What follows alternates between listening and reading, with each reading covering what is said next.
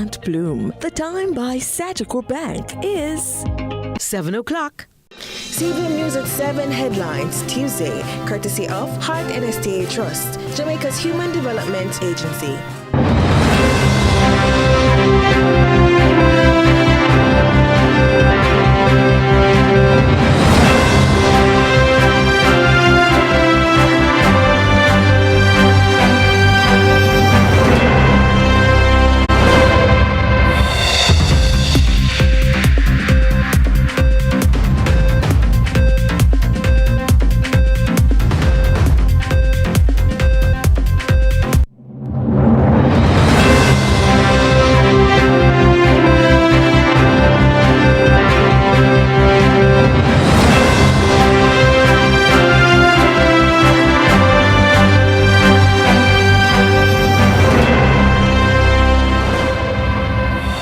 Tonight in CVM News at 7, we never approved it. Swaby speaks on offensive rude boy billboard. Disrespectful. Veteran broadcaster blasts lewd lyrics on Hill and Gully rhythm. Later, final phase. Health Minister says finishing touches on Cornwall Regional Rehabilitation Project. In the business report, pipelines for proliferation. And later in sports, Medforest FC and Steph Elite FA get wins as the Popeyes Challenge Cup kicked off today across the island.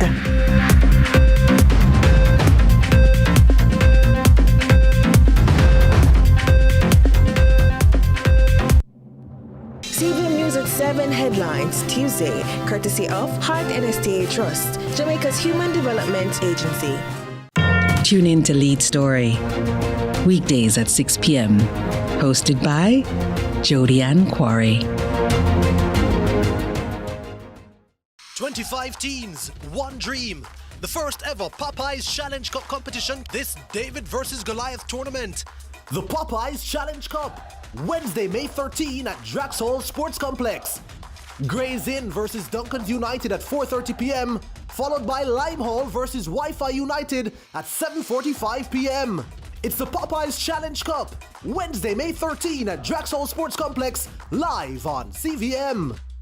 CVM News at 7 Tuesday, brought to you by New KFC Saucy Wings, available in sweet and red chili and citrus chipotle barbecue. KFC, it's finger-licking good.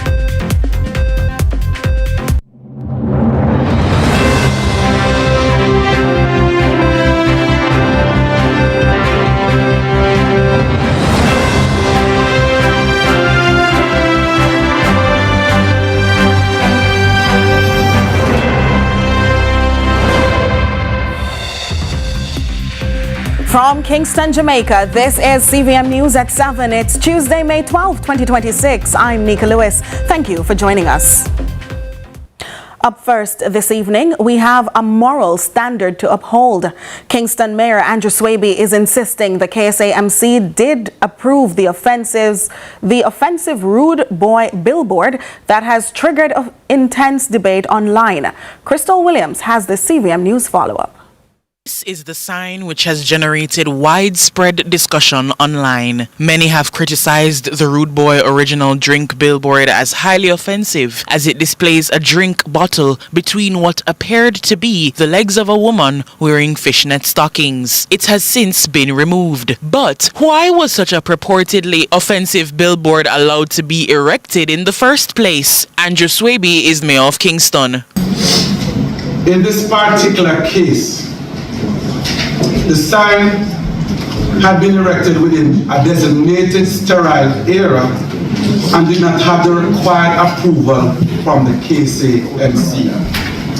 In fact, 1 week prior to our meeting with the outdoor advertising stakeholders, the KSAMC had already written to the relevant advertisers to remove sign displayed in sterile areas, including that location. Mayor Swaby explains that after a meeting with outdoor advertisers and stakeholders, the unauthorized sign was removed by the corporation.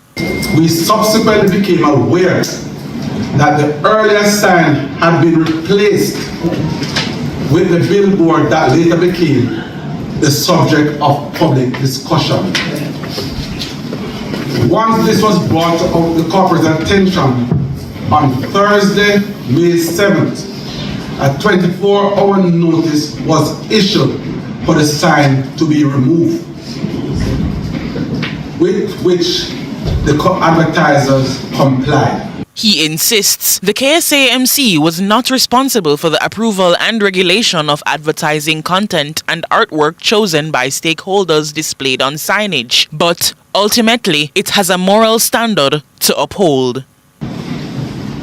The approval from the corporation relates to primarily to the specifications of the sign itself, including size, placement, structure, location, and compliance with planning and safety requirements. Matters related to the content displayed are between the advertising company and their respective clients. Crystal Williams reporting for CVM News.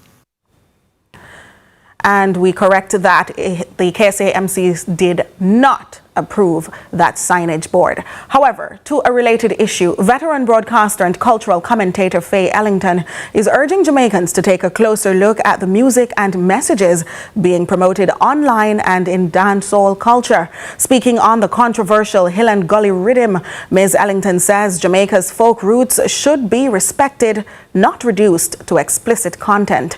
Kevin Black has been tracking the story.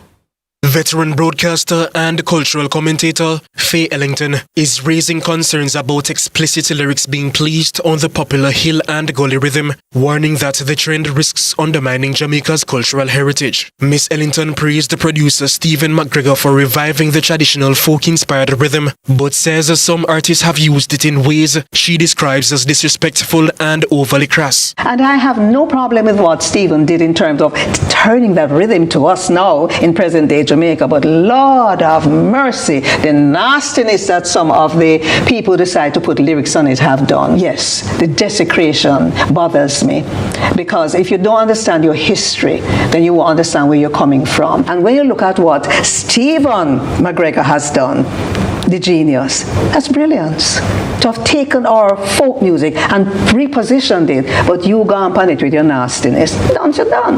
Dance. She says Jamaican folk music carries deep historical and cultural meaning, arguing that many young people have failed to connect with the roots of the music they consume. How many of our young people visit the Institute of Jamaica?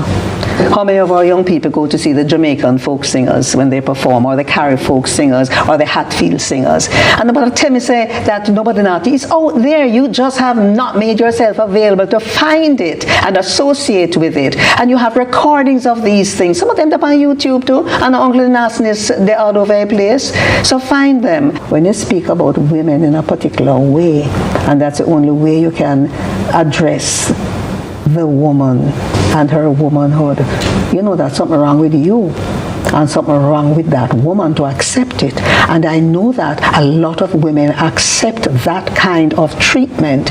They are the ones railing in at the dance hall. She's also calling on artists, politicians, corporate Jamaica, churches, and educators to play a greater role in promoting positive cultural values. We all have to ask ourselves, what is a Jamaica that we want? What do we want it to represent? Is it just gun lyrics? Is it just underwoman skirt lyrics? Is it just gutter lyrics? And nobody tell me say it sell. Nobody tell me that.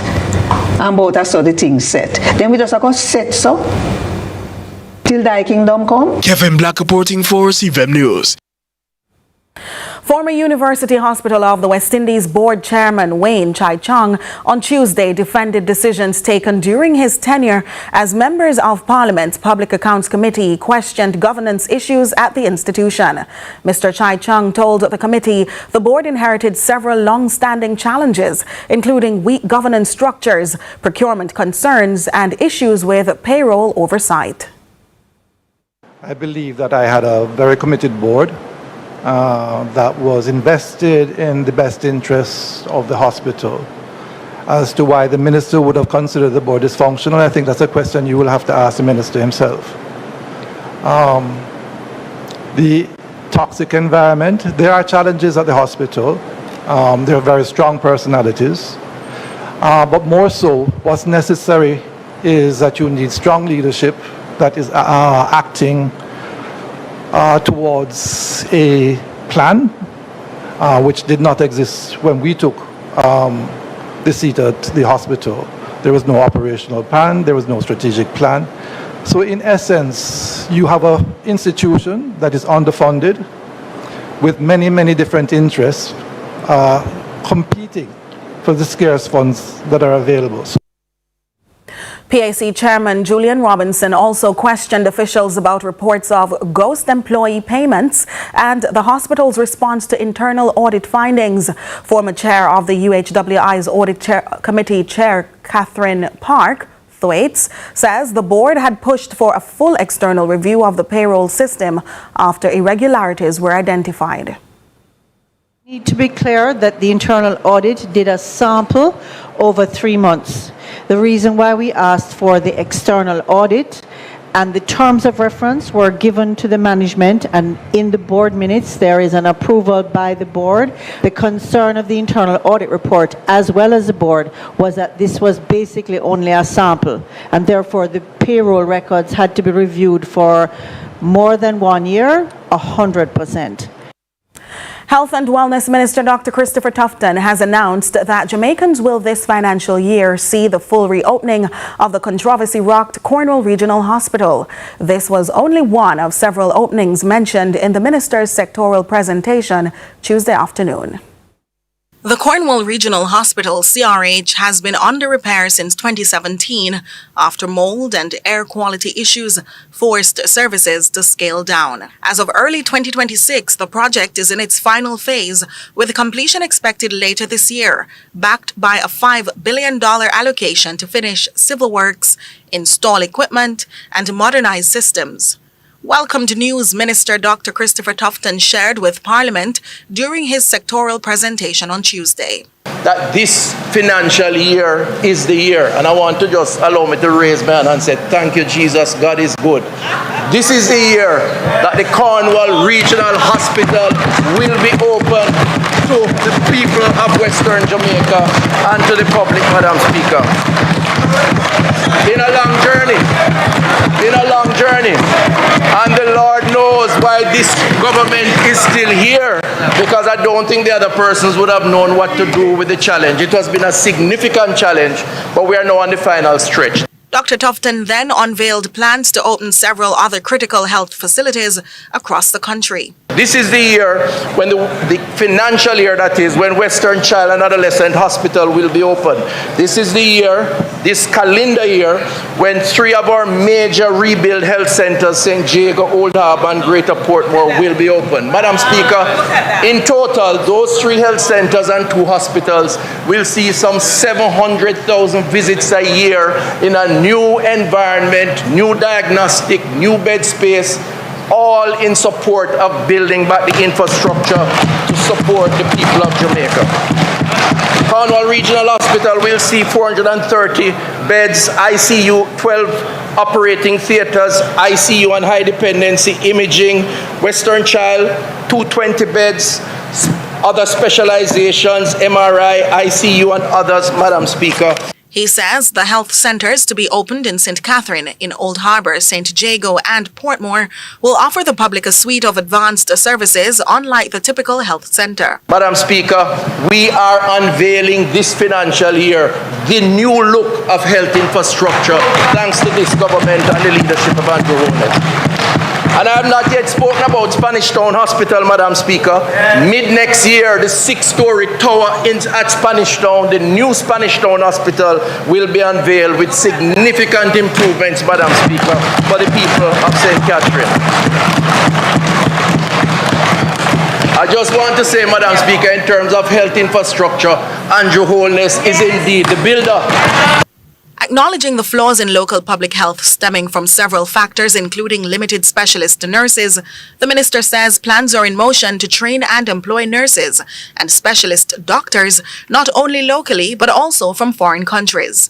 However, he contends another challenge in healthcare is that money is spent to construct but not to maintain infrastructure, announcing a health infrastructure maintenance fund. It's one thing to build infrastructure, it's another thing to maintain infrastructure. Right. One of the big challenges that we have faced as a country, which led to the collapse of Cornwall Regional Hospital, is that we have maintained the infrastructure we have built. Yes. It is penny wise and pound foolish. Yes. Madam Speaker, today I'm launching the Health Infrastructure Maintenance Fund and a $1 billion allocation to that fund. CVM News at 7 continues in a moment.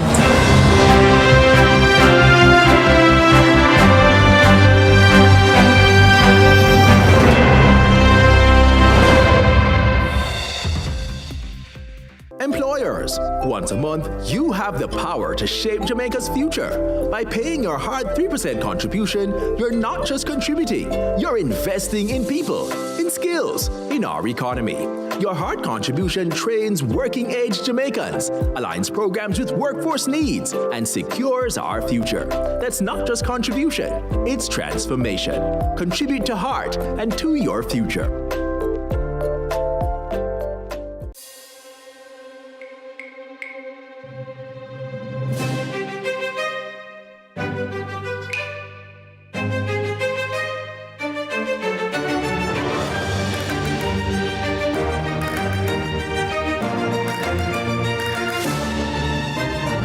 Finally said yes to onion rings. Now it's your turn to say yes to the onion ring zinger from KFC. KFC, it's finger licking good. You see me? Me love my food and my ketchup run the flavor in so many ways. Miss Power, I want to turn up your food, sir. My secret ingredients, just tomato ketchup run the flavor. Richer, thicker, and more affordable. Give me all the ketchup. It's game on at Courts. Predict the way you watch the game every time, with up to 30% off select items store-wide. Get your smart TV starting at $22,999 and recliners starting at $64,999. And you can get it now with Courts-ready finance and pay later. It's game on. Predict the way you watch the game every time. Get what you need only at Courts, bringing value home. Offers end May 31. Conditions apply.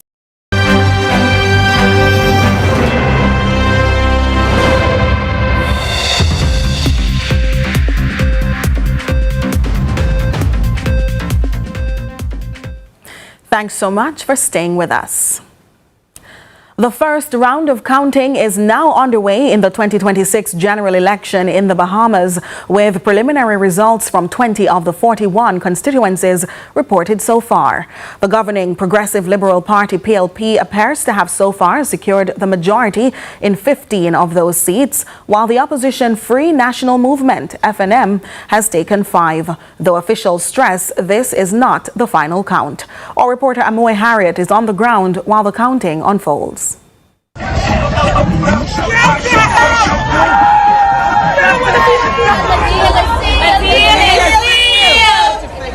So it's going on 7 o'clock and the polls are now closed across the Bahamas. Now, I'm currently standing outside a polling station in the Freetown constituency where counting is now underway on the inside. Now, earlier there was some amount of excitement here on the ground. The PLP has started to celebrate what they say is their impending win, while the FNM is also celebrating what they say is their impending win. But right now, party supporters are huddled together, pretty much watching in and listening in live to the counting as it unfolds across the different constituencies. 8 votes. Progressive, 27 votes. Free National Movement, FNM, 79 votes. Progressive Liberal Party, PLP, 131 votes. Now, we won't know the preliminary results until another 2 or so hours, and after counting finishes, then the ballot boxes will be moved from the polling stations to the police headquarters, where they will be stored securely until tomorrow for final counting. Now, as it relates to the voting process today, I visited a few constituencies, didn't really observe anything out of the ordinary, and the voting process for the most part appeared to be smooth sailing, but there were a few reports of hiccups. So the 3 political candidates in the constituency of Elizabeth Estates are currently locked in a meeting in this room, polling division 13, as we understand that there was an incident earlier today. We had a voting irregularity. Okay, that's the way I would put that, and the matter was resolved. I wouldn't say more than that, I guess, until or if and when the parliamentary registry or others deem it necessary. But, those things happen. There was a concern that was raised about the signature at the back of the ballot sheet and whether they were writing numbers as well. And so they wanted to meet with all of the candidates to make sure we were all in agreement to how the remaining process would go and make sure that all the corrections were made in that room and that we would be agreeing to the time extension that is needed, which is 30 minutes extra. And the poll opened at 6:09, so it'll be extended to 6:39. According to the FNM candidate for Elizabeth Estates, Heather Hunt, this wasn't the only discrepancy today. What we've been saying as a party is that the register was not a complete and certified register. So you've had numerous and tens of cases here today where people came and presented to vote. They reside here, live here, but for one reason or the other, their name is not on the register. That's happened throughout all constituencies, and so by the time we believe the number is amassed together between our 41 constituencies, we believe that has affected thousands of voters. For now, however, the counting continues in what is shaping up to be a tight race, and I'll be here on the ground while this counting process unfolds. Now, of course, viewers, you can tune into our social media pages for live, real-time updates from right here in Nassau, Bahamas. But until then, I'm Amoy Harriet reporting for CVM News. Thanks, Amoy. Back home now, Eastern Hanover MP Andrea Perkis is again calling on the government to expedite much-needed support to repair the Woodsville Bridge following years of deterioration. In March, the authorities indicated that the bridge was among 55 others earmarked for repairs under the government's Accelerated Rural Bridge Program. Akeem Orit has more. Residents of Woodsville District and adjoining communities in Eastern Hanover came together on Sunday to effect repairs to a makeshift bridge they constructed in 2023. They told the CVM News that the bridge had experienced severe damage due to severe weather conditions in 2022, but finally gave way after a series of heavy rainfall in 2023. One resident, Charlie, says motor vehicles, including those carrying tourists, have been stuck in the ditch that remains where the bridge once was. Yes, even last night one car dropping out right there, so pull out the 3 passengers in it. I will have to take one truck man pull it out. And I near respond to Mayfield Park with the tourists, and that's why no tourists not too pass. So when I tourists them stuck in it right there, the community people have to still push them out, lift them up and draw them out. The tourists are going to Mayfield Park. So we need it to fix. Member of Parliament for Eastern Hanover, Andrea Perkis, says she has been in dialogue with the government for assistance with the repairs, highlighting that a timeline of 7 to 15 months was given several months prior. However, she insists the issue demands urgent attention. I reached out to Minister Morgan, and I must say that his reply was swift. We have a timeline of 7 months to 15 months. That was some months ago. However, the citizens have grown tired of repairing the bridge themselves. It's a makeshift bridge that they have constructed themselves. So every 2 to 3 months, they have to go out in the field, cut down trees to assist themselves. The MP also made an appeal to the Minister without portfolio in the Ministry of Economic Growth and Infrastructure Development, Robert Nestor Morgan, to fast-track the repairs. I'm appealing once more to the Minister, though he has responded and in a timely fashion, to revisit the Woodsville Bridge situation. It has become even more dangerous now because the citizens have grown tired of repairing it themselves. They have been doing it for years. And so just a gentle reminder to place some amount of urgency on the Woodsville Bridge. Akeem Orit for CVM News. The opposition PNP is again criticizing the government's shared prosperity through accelerated improvement to a road network Spark program. Opposition members say the program is plagued by unkept promises and poor communication. Natasha Williams has the details. Today, we're talking about the spark that isn't sparking.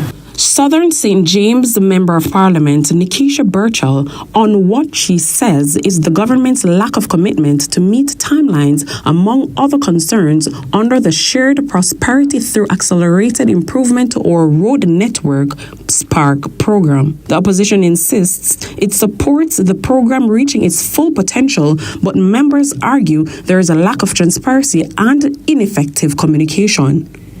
So are we against Spark? Not at all. The opposition wants Spark to work. We need Spark to work. We get the complaints. We have to be sitting with the constituents and saying, please, don't block the road, because we want the program to work. We're asking the government to be fair, to be realistic, and to be able to adjust where the need arises, because right now Spark needs an injection, and if that doesn't come soon, then I don't know how long we can keep the people from blocking the roads. The MP was speaking at a PNP press conference on Tuesday with several opposition MPs. What Spark has done is created this heightened sense that hope, some relief is on the way, and it hasn't delivered. For the roads in my constituency, the 9 roads that are on the Spark program, the estimated cost is $2.3 billion. $2.3 billion. The allocation so far is $315 million. That's less than 15%. Why wait? Why wait until a mother has lost her child to fix a breakaway? Why wait until a motorist falls over a breakaway? We need the government to act now and to fix these breakaways that are happening. Spark was supposed to be the solution, but Spark is not sparking. The people of Western Hanover want to know, why wait? As the government pushes to start the second phase of the Spark program, which will include the reconstruction of major roadways, Ms. Burchell is dreading a similar trend. The pattern is clear that it's not just that the work is delayed, but there is uneven implementation of the Spark program, shifting commitments, poor coordination, and growing frustration from communities. The Shared Prosperity Through Accelerated Improvement or Road Network Spark program was designed to address and rehabilitate Jamaica's deteriorating road network. With work commencing in late 2024, the program intended to rehabilitate over 660 roads across Jamaica with a target of approximately 10 local community roads per constituency with a budget of 40 billion Jamaican dollars. Natasha Williams, CVM News. Minister with responsibility for works, Robert Nesta Morgan, has rejected what he describes as misleading and politically convenient claims made by representatives of the opposition regarding the government's Spark program. Minister Morgan says the opposition is attempting to convert legitimate community concerns about road conditions into a false narrative that the Spark program has failed. No road rehabilitation program of this scale and structure and national impact has ever been attempted by any government in the history of Jamaica. No road program has had the impact on communities as the Spark program has had since its beginning in about March of last year. The Jamaican people do not want temporary patchwork that may wash away after the next heavy rain. They want roads that are properly designed, properly drained, and properly built. It's misleading to suggest that roads under Spark are simply selected by a previous member of parliament and imposed on communities. These roads were chosen through an open consultation process involving residents, community stakeholders, political representatives, including members of the opposition. Here now is Jody and Quarry to tell us what's coming up in Lead Story Prime tonight. Hi, Nika. Tonight we discuss pensions. Jamaica is getting older, but our pension pool is small. So tonight we talk about what it means for an aging population to have pensions and the proposal made by Prime Minister Dr. Andrew Holness that those pension funds could contribute to national reconstruction. That's up next at 8. Must-see TV. For now, CVM News at 7 continues after the break.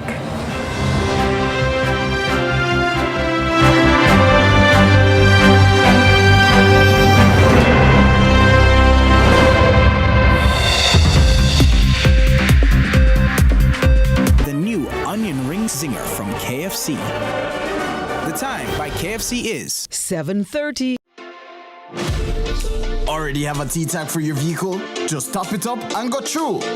Download the My T-Tag app, available on Google Play Store or the App Store, and add funds to your T-Tag from anywhere you're there. Also, keep checking the LED screens at our toll plazas for periodic promo codes, which will give you bonus T-Tag credit when you enter it in the My T-Tag app. Top up your T-Tag and continue to go through quicker and cheaper on Transjam highways.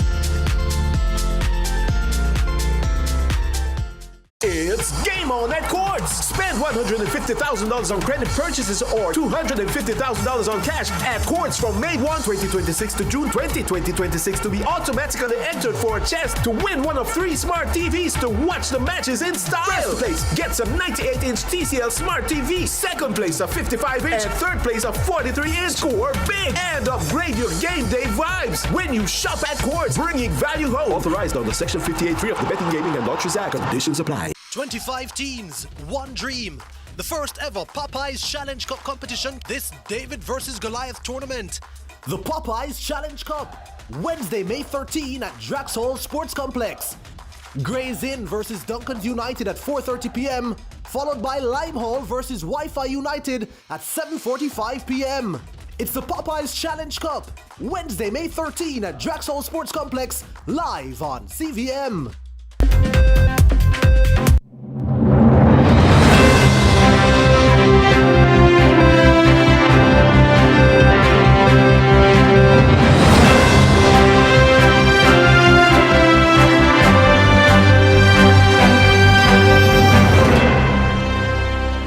Thanks so much for staying with us. Now to the business report with Joel Crosskill. Lots to share with you in the business report today as we continue to explore the call of Vice President and General Manager of Flow Jamaica, Stephen Price, for the adoption of a one-dig policy as it relates to the undergrounding of vulnerable elements of the utility grid, including power lines and fiber optic cables, benefited from the perspective of a major element of that ambition, the National Water Commission, whose approximately 12,000 kilometers of water transmission and distribution lines serving over 2 million customers island-wide have been hampered by aging distribution systems. Kevin Carr, Acting President of the National Water Commission, and Glaister Cunningham, VP Enterprise Development and Performance Monitoring, spoke to the challenges. The NWC efforts to excavate the road is not deliberate. Our infrastructure is aged to the point where it requires replacement. So at times you may see our teams repairing a leak, or you may see the NWA pave a road and then the NWC come after fix excavation. This is so because when the pipe excavation practice many years ago are not the ones that we use. And if you probably observe on the road, a lot of the pipes are close to the road surface. So when road works, when the maintenance activities are being done, it damages the pipes. So NWC have to come and repair after, creating further conflict with the public. There's no real way to determine the condition of a pipe, particularly if it's 30, 40, 50 years old. What we do though is that we maintain records and georeferences to where these things occur, and there are standards that a certain amount of leaks over a certain amount of time on a particular lifetime is an indication of when it needs to be replaced.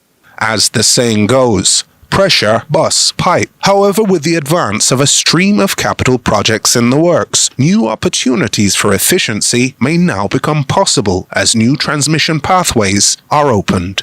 Across the island, the NWC continues to implement major capital projects aimed at improving water supply, increasing reliability, and expanding access.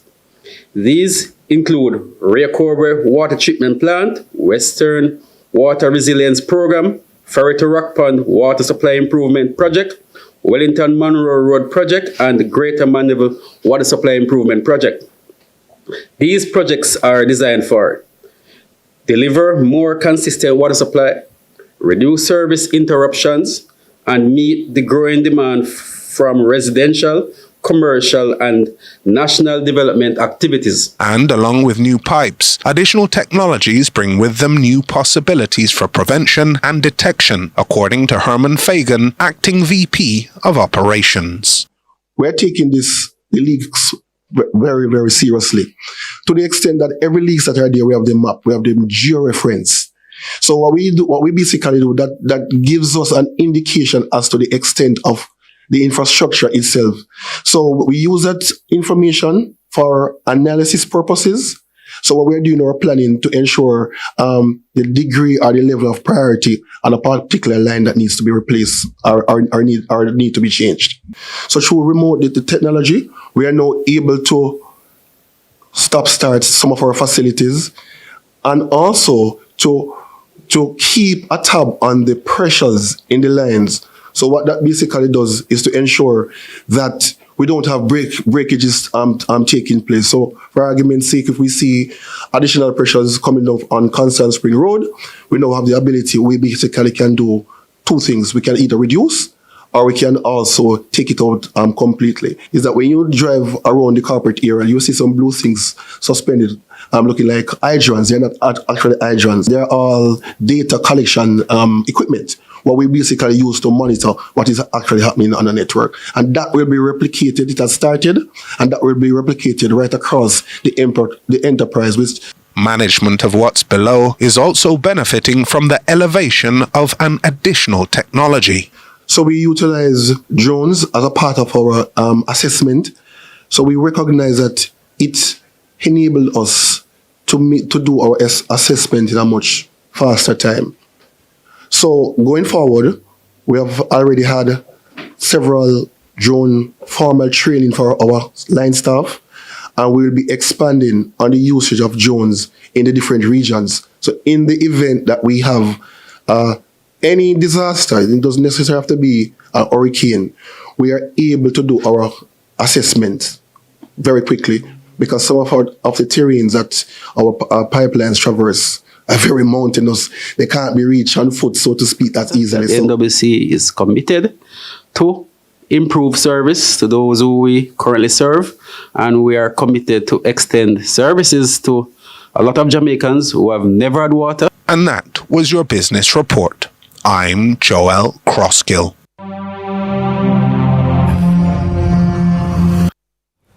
It's now time for regional and international news with Akeem Aret.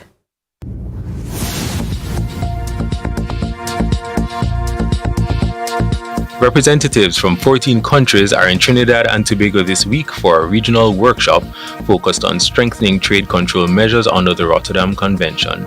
This as officials push for stronger oversight of hazardous chemicals and pesticide management. Registrar of Pesticides and Chemicals at Trinidad and Tobago's Ministry of Health, Azmat Ali, says while the country already enforces strict regulations